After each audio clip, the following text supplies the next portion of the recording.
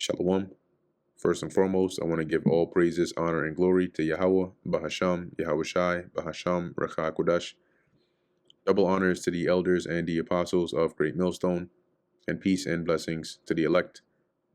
And today we're going to go into the book of Psalms, the 106th chapter, Israel's rebellion and the Lord's deliverances. Praise ye the Lord Yahweh, oh give thanks unto the Lord, for he is good, for his mercy endureth forever.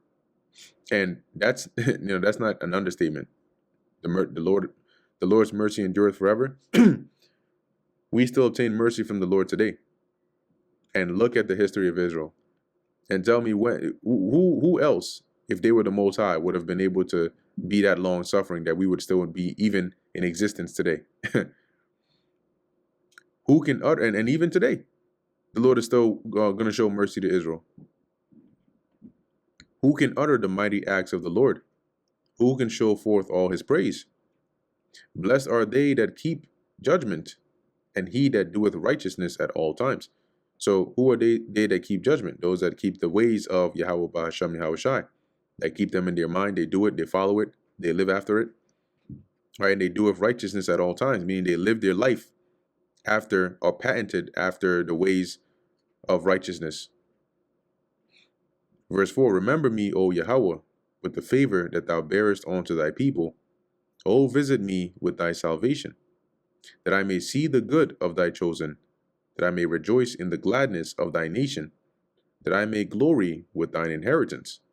See, and we're waiting for that. We're waiting for the good that the Lord has for us, because we are the chosen of the Lord, right? We are the chosen people. And we're waiting to rejoice, right, in the gladness that the Lord has reserved for our nation and the glory of the inheritance. We have sinned with our fathers. We have committed iniquity. We have done wickedly. Our fathers understood not thy wonders in Egypt. They remembered not the multitude of thy mercies, but provoked him at the sea, even at the Red Sea. Because what happened when we got there? Immediately. I mean, it's not like the Lord had just been continuously plaguing the country that kept you as slaves or anything, right? It's not like he just had, slew all their firstborns and preserved yours alive or anything. And it's not like he had you spoil them and then deliver you from that captivity. And immediately you get to the Red Sea, right? The Gulf of Suez, and and you already got them crying out, oh, the Lord is going to see, this is why we should stay with the Egyptians. What are we going to do now? Is God brought us here to kill us? Bro, you haven't even crossed over yet. And you're already provoking the Lord. Nevertheless, he saved them for his name's sake, that he might make his mighty power to be known. So not only did the Lord, get that reputation over Egypt, but also, for his namesake. Remember, many times he wanted to destroy Israel. And what did Moses do? Moses pled on their behalf, calling to the Lord's remembrance, saying, look, Lord, what about your name? What are the nations going to say? That you couldn't deliver them? That's why you destroyed them? He rebuked the Red Sea also, and it was dried up. So he led them through the depths, as through the wilderness. Now, not the whole entire body wasn't dried up. What it means by dried up is that the sea was parted in half at that point where they were standing, and they could walk on dry land across it. And on one side, it was like a wall of water, and on the other side, it was like another wall of water, and they walked in between. And he saved them from the hand of him that hateth them, which were the Egyptians, and redeemed them from the hand of the enemy. And the waters covered their enemies, and there was not one of them left, and that was Pharaoh and his chariots, when they pursued after Israel, and the waters came down and covered them. Then believed they his words, they sang his praise. They soon forgot his works. Ah, boy. So after being delivered, everything is all sweet, and then, as it says, they forget his works. Okay? Just as quickly as they were rejoicing, they quickly forgot what the Lord had done for them. They waited not for his counsel, but lusted exceedingly in the wilderness, and tempted God in the desert. And he gave them their request, but sent leanness into their soul. You see, because Here, the Lord granted them, their request, but he, as it says in NLT, he sent a plague along with it. They asked for quail. He sent them quail, but that wasn't the only thing. That wasn't the only thing he sent them. So that was that plague, right, which came in the form of fire, right, came in the form of sending serpents to bite them, came in the form of different ways. They envied Moses also in the camp, and Aaron, the saint of the Lord, and that was spearheaded by Korah, Dathan, and Abiram. The earth opened up and swallowed up Dathan, or the earth opened and swallowed up Dathan and covered the company of Abiram, because they were wicked men that were they thought that they were coming against Aaron and Moses, or Moses and Aaron, but in actuality, they were coming against the leadership and the authority that the Lord had set up. And a fire was kindled in their company, the flame burned up the wicked. They made a calf in Horeb, that was the golden calf, and worshipped the molten image, which was an idol. Thus they changed their glory into the similitude of an ox, and their glory is the glory of their God, into the similitude of an ox that eateth grass. So the glory that's supposed to be attributed to our God, they took that and changed it from being his to glorifying the likeness of an ox by saying, hey, these are the gods that delivered you out of Egypt. They forgot God, their Savior, which had done great things in Egypt, wondrous works in the land of Ham, and terrible things by the Red Sea. So all these things the Lord did for them, just like that. Unappreciative. Therefore he said that he would destroy them. Had not Moses, his chosen, stood before him in the breach to turn away his wrath, lest he should destroy them. So the Lord was ready. He was like, look, stand aside. I'm about to destroy them. Yet they despised the pleasant land. They believed not his word, but murmured in their tents and hearkened not unto the voice of the Lord. It's like, damn, bro. Like these people, man. It's like that disobedient child. You tell them, don't do something, don't do something, don't do something. And they do, and then you got to beat their ass. Then they cry, and then they say they're sorry, they won't do it again. You literally go to your room and close the door. 2 seconds later, they're doing the same thing. You're like, oh my goodness.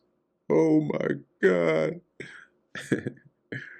Tyrese Gibson. It says here, but murmured in their tents and hearkened not unto the voice of the Lord Yahweh. Therefore he lifted up his hand against them to overthrow them in the wilderness. And that's why, as it says, to overthrow their seed also among the nations and to scatter them in the lands. That's why you had that old generation that didn't make it out the wilderness.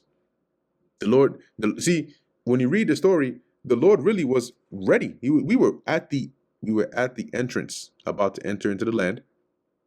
And because of the disobedience and the lack of faith that Israel had, oh, the land is too much. The people we're like grasshoppers in their sight. We can't go and take that land. Okay, the Lord said, all right, cool. You wanna play that game? Cool. Turn around. Now you're gonna be here for 40 years. Oh, wait, 40 years. Oh, no. We changed our minds. We're good. We could definitely take shit. I was just a little weak. I got some food in me now. I'm good now. No. And then the Lord told him, no, you didn't believe. You're gonna die in this wilderness. You were talking about it had been better if you had died in the wilderness. Okay, you're gonna die in this wilderness. 40 years. Okay. It says to overthrow their seed among the nations, right, which the Lord did, scattering us among the nations through captivity, right? The Assyrians, the Babylonians, the Greeks.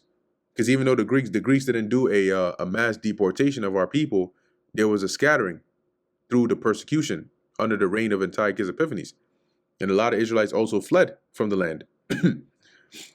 And then the Romans, right? So the Lord scattered us into their lands. They joined themselves also onto Baal Peor, right? And ate the sacrifices of the dead. And this is during the book of Numbers, during the time of Balaam, right? Balaam and Balak. Balak, the king of Moab, called for Balaam to come and curse Israel. Balaam wasn't able to curse Israel, but he counseled Balak to get Israel to go off through using the daughters of Moab to entice the men of Israel to worship their gods. That's how they were joined onto Baal Peor. Thus they provoked him to anger with their inventions, and the plague brake in upon them. Then stood up Phinehas and executed judgment, and so the plague was stayed. And what was the judgment he did?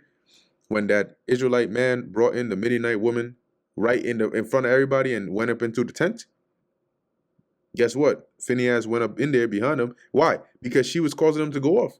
He had probably just come from eating of their sacrifices. So Phinehas, inflamed with the zeal of the Lord, took a spear, and he went in after them and thrust them. He killed both of them at the same time. You know, and he says he thrust the spear through from the, I think it was from the back.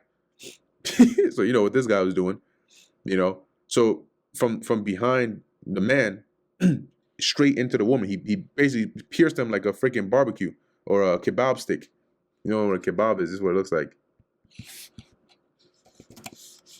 Shish kebab, they call it, right? See this right here?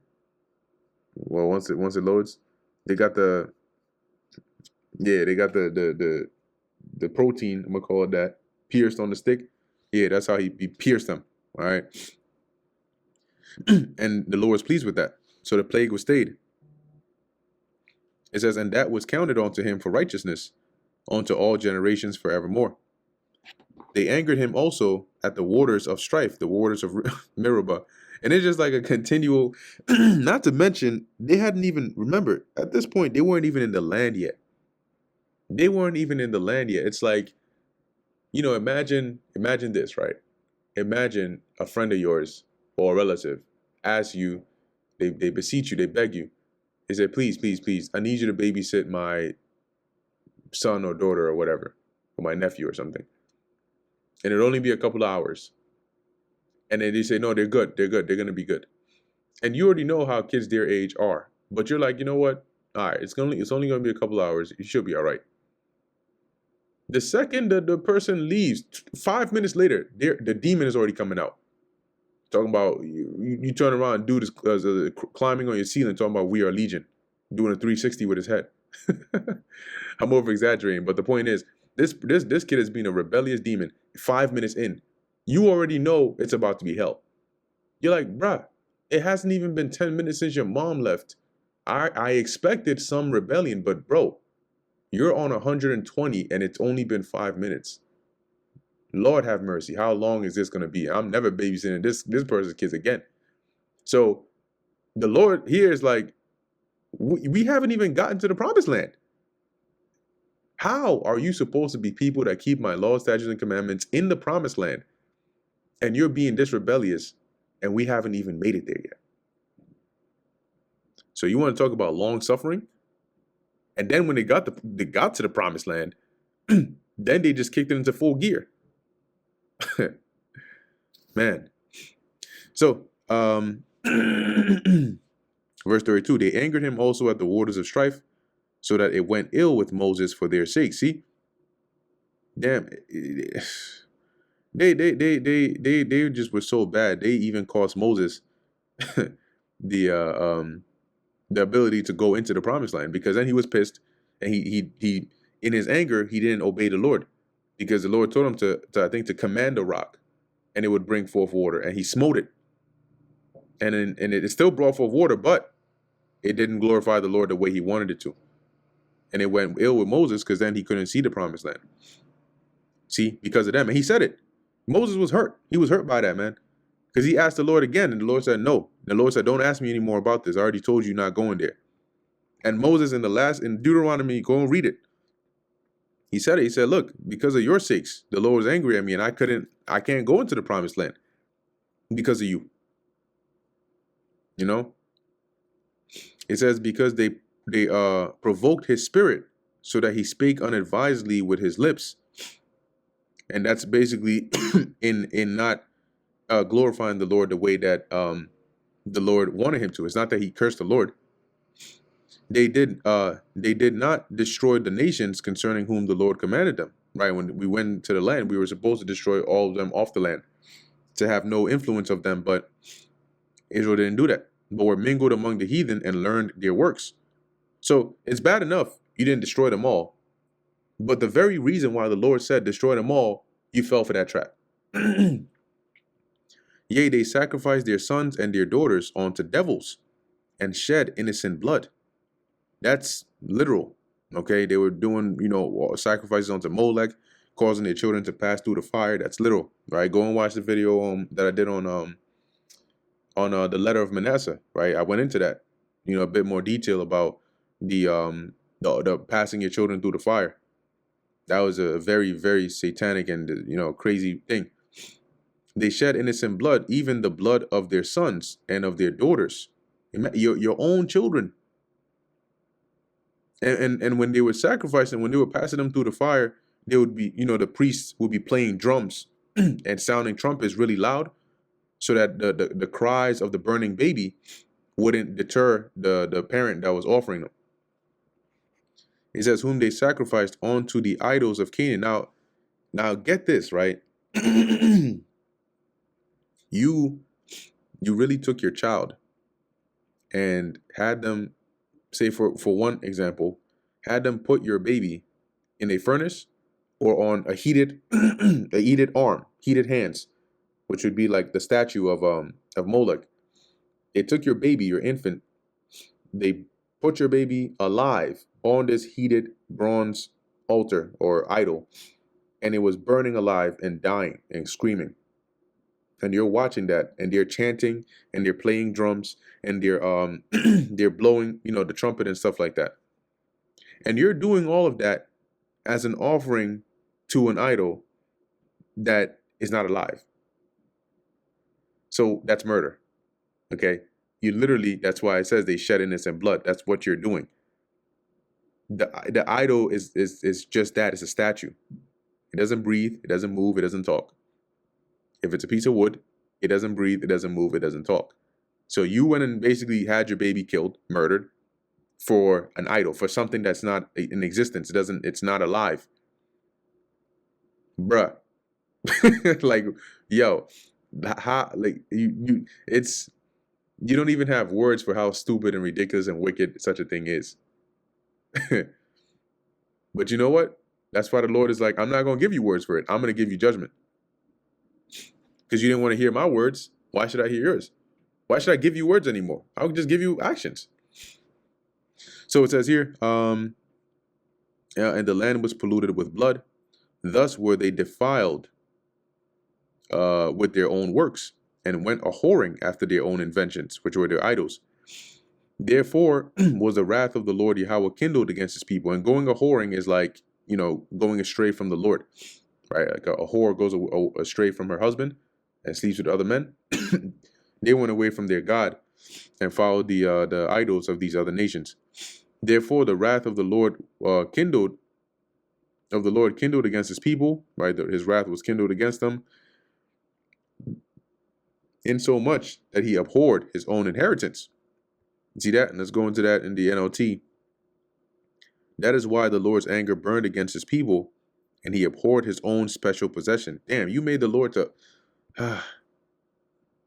And he gave them into the hand of the heathen, and they hated them, and they that hated them ruled over them. So when you look at how harsh some of our captivities were, also look at what we did to trigger the Lord to put us in that. Their enemies also oppressed them, and they were brought into subjection under their hand. Many times did he deliver them, but they provoked him with their counsel, and were brought low for their iniquity. Yeah, and when you go into the book of Judges, you'll see that time and time and time again. And you're thinking, surely this time they'll get it. Nope, they get delivered. They get comfortable, and then boom, right back to it. Right back at it again.